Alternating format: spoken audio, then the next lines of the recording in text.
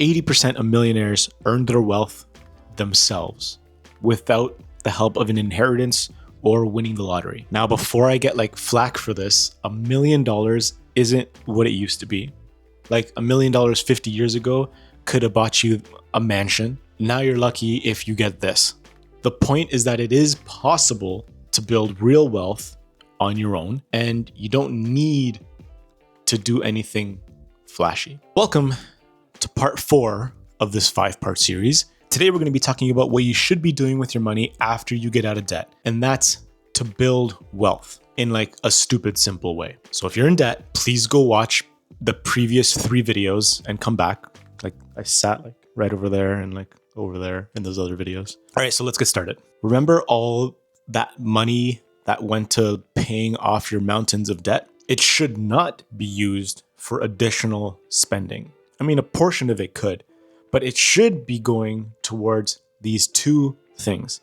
First things first is you need to protect yourself from ever going back into debt by building an emergency fund. The last thing you want is to feel absolutely incredible about your debt elimination, and then like the unexpected happens and you have to dig right back into that hole again. It's like a nightmare. Unexpected things will happen. It's not a matter of if, it's a matter of when. And things happen in 3s. I swear they happen in 3s. I think I mentioned this in a recent video, but I'm going to say it again. Last year, a tree fell on the house. One of our cars broke down. And on top of that, one of the things I didn't mention is we had raccoons turn our deck into like a hotel. So that last one is not like a huge emergency, but like who saves for like a raccoon infestation? Me, that's who.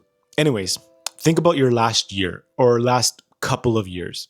Like shit happens. Maybe you or a family member needed medical attention. Maybe your pet needed surgery. Maybe you just got laid off. Layoffs are the highest they've ever been. My point is, you need a buffer, and that buffer is called an emergency fund. Realistically, you can call it whatever you want, but the point of this is money to protect yourself from the unexpected. If you remember in part 2, we talked about control. If you're able to contribute to an emergency fund automatically while chipping away at your debt, I highly recommend you do. Even if it's very minimal, $5, $10. The point is to build momentum here. You want to aim for roughly between 3 to 6 months of your spending, more if you can. And please make sure you put that savings in a high interest checking account. Yes, they exist now. Wealthsimple has one that I use for my emergency fund. Check it out below if you're interested. The reason I say high interest checking account is because 1, you gain interest on your money, so free money. And 2, you need to have quick and easy access to it.